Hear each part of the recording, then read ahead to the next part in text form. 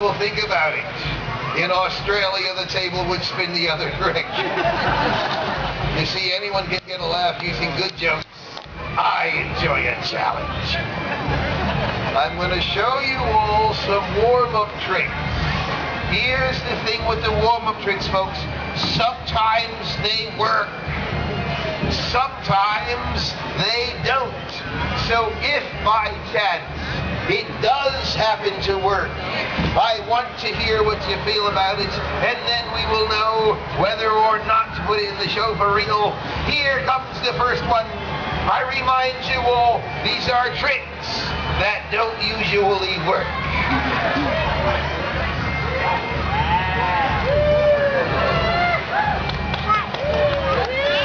But wait!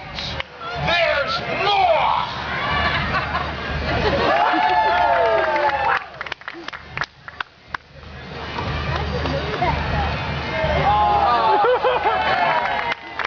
Why, heck it! That was nothing! You should see how I put on my pants. I had a great experience in the last town. I'm pressing to the handstand. Now, at that point, I really got to think about what I'm doing. There's the 5-year-old boy in the front row. He says really loud to his mother. The whole audience heard him. He goes, "But Mommy, Mommy, he's an old man." I'm like, old guys rock. We just rock slower. But let's try this one. Mixed reviews. We'll try this one. We'll try this one. We'll try this one. What do you people want from me? Now, at the beginning of the show, what we're trying to do is to get folks interested in what's going on over here. Now, my agent, the man that got me this job, Mr. A. Shyster Incorporated, he told me the best way to get people interested in what you're doing is to show them something visual. So that's what I will do for you people that bothered to get here early. I will begin by showing you all something absolutely, overwhelmingly, and undeniably visual. This isn't it. It gets better. It gets better.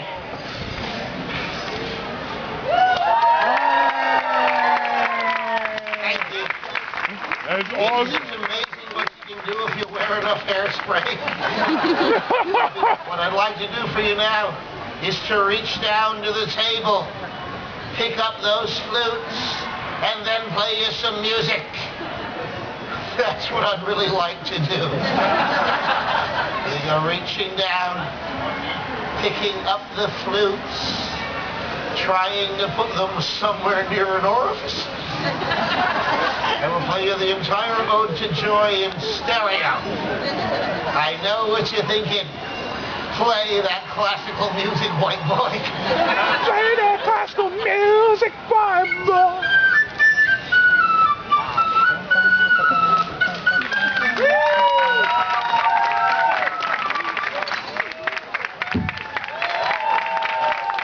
Well, thank you. You guys want to hear the weird part? When I first learned to do that trick, I had a full head of hair. Hey, folks, I've been working on some fire juggling. You want to see that? Interesting thing. The same day that I decided to learn how to juggle fire was the exact same day that I decided, who really needs eyebrows? We're going to get this table out of the way, and then we'll get the torches ready. I'll tell you guys a quick story. Now, normally, if I do anything on stage, I have got jokes written about the situation. Well, here's what happened the first time I did the fire juggling thing. I worked all winter on the routine. I learned some tricks. I wrote some jokes. But then I got out here and I'm starting to soak the torches. And I suddenly realized I had forgotten to write jokes to cover the time. So in desperation, I asked the audience to sing a song of impending disaster.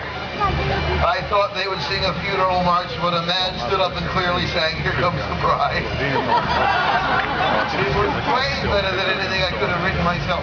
Now, I've noticed there are children here. children will try to copy things they see here at the festival. So for legal reasons, the children must all take the pledge. All the children raise your hands. Now say these words. I will not do this at home unless Mommy and Daddy are gone. Now we're covered. Now, I also understand that people get really excited by this fire juggling thing. Frankly, this confuses me because honestly, people, if you get into fire juggling, there really is only one rule that you must remember, and that is never, ever, under any circumstances, catch this end. Even for a shock laugh, don't do it. Now, I know a few of you are going to be worried that that hurts me, but honestly, once the nerves in your hands die, you're gold. Honestly, people, my favorite moment with that joke, I grabbed the wrong end of the torch, and this little girl shouts out, "Hey, that's fake fire!" And I'm like, no way, the fire is real. I'm fictional. Sorry, some fire juggling at the end of the day with a variable crosswind. Boundless optimism. A mild hangover and the audience is sitting on wood chips. What could go wrong? We'll give it a shot. I'm impressed too. Now really, people, try and look at it from my angle. You all see 3, I see 6. Now what you're looking at right here, people, are single turns. In your wildest imagination, can you think of anything more exciting than single turns? Double turns. Suppress your imagination. Think inside the box. No, yesterday they got creative. They're like 2.5 turns, and I'm like, I will see you in hell. Double turns would look like this. These are this is, I have no bloody idea. I gotta tell you guys something. I really love doing the high throws because it freaks out the squirrels. You find your fun where you find your fun. Let's try some fancy things. Fancy thing number 1 is a twiddle.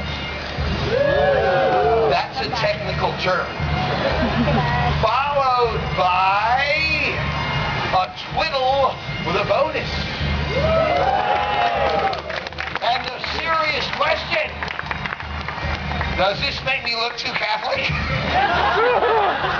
I call it the flaming genuflect, the repressed guilt. I'm working on a new pattern. Oh, hold on. Don't worry, I don't think wood's flammable. I'm working on a new pattern, but we got to get into it slowly. We're almost there. I love this one because it looks cool when the medication kicks in. Now, you guys may not know this, but every single pattern has a name. They all have names. This one is Stanley. This one is stupid. I call this one Fiona. We'll finish with Elvis.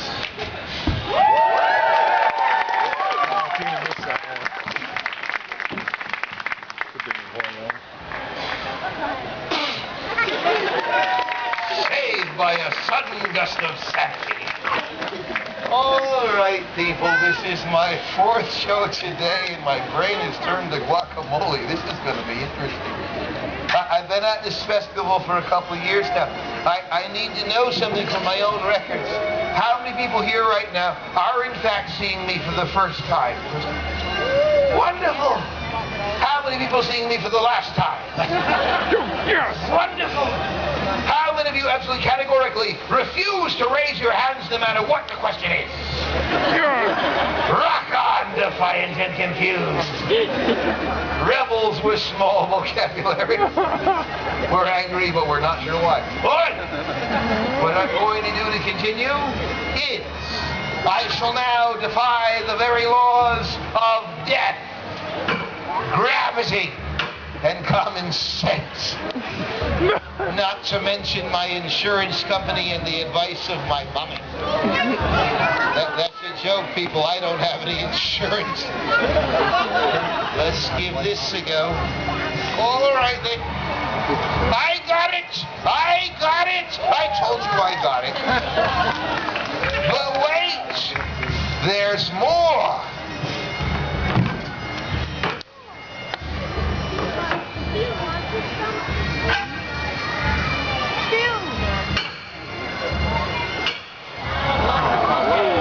I agree, the hell with it!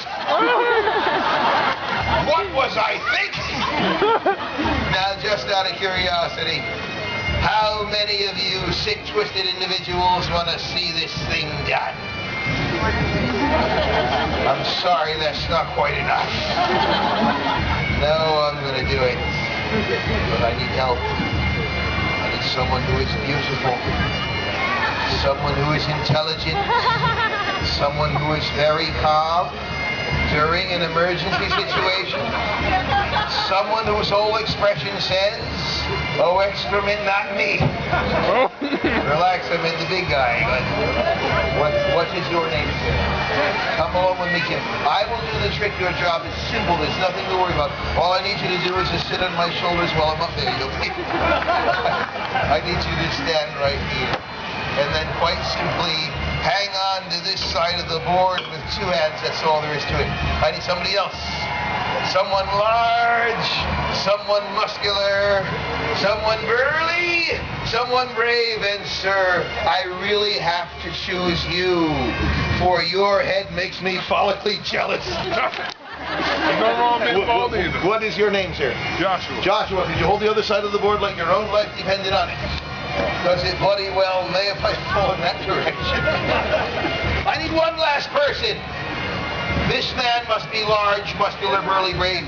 Most of all, he must be reliable. I'm looking for a reliable man. The ladies looking at me going, "Fat chance, Tommy boy." I think I see him. This is potentially the one. This could be him.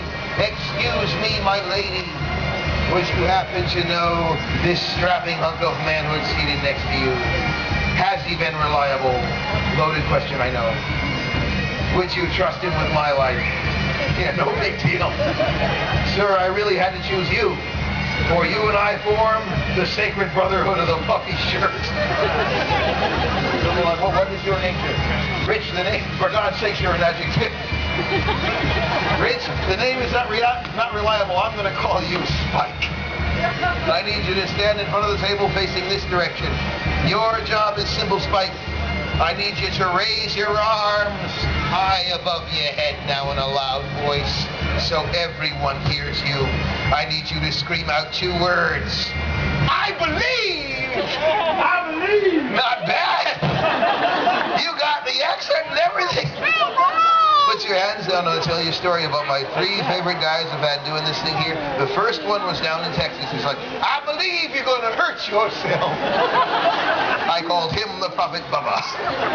Next week I was in Illinois. There was this little Indian guy in front of me. He's like, "I am presently now believing." That one was weird. Then I got to New York and I said, "I need you to scream out two words." The guy didn't let me finish my sentence. He just goes, "You're screwed." Now this last one's really funny from my point of view as a performer. I was doing street shows where all the shows are really close together, and 5 feet on this side of me, there's an actual evangelist doing a show. And I got the guy to go, "I believe," and I go, "I got one! I got one!" Now, gentlemen on the sides, we're going to hold this thing steady, keep it in the middle if we can. I'm going to move it this way a little bit. Hands up in the air there, Spike. Make a fist here and a fist here. That way, if I fall, you punch me right in the head. You see, it helps if I'm unconscious before I hit the ground. Or I'm going to hop up here, gentlemen. Don't let me stand on your fingers. Miss the fingers. Miss the fingers. Now, I need one of you gentlemen on the sides to let go. Doesn't matter. Either one. Just one fellow let go. Just one guy let go. Not you. What are you doing? On the other side, go and let go. Let go on the other side. Joshua, let go. Thank you. Thank you very much. Both of you gentlemen on the sides, run for your lives. Spike, you stay right where you are. No matter how much I spit when I talk, you tough it out. Now, before I do this, I would like to mention that I've spent about 2 years of my life learning the stupid trick. And folks, I'm going to be honest. The most embarrassing thing about it is I once saw a chimpanzee do the same thing. All right, Spike, soon I will let go of your hands. When I do, this is critical. What I need you to do is to take 2 steps in this direction, right over there, and get ready to catch me. Stop laughing, I mean it. All right, 2 steps to the side. I'll tell you when. Right about I'm going for my big tall burps. now. And listen to that crowd! You were really going to catch me, weren't you? You crazy bastard. All right, then, people.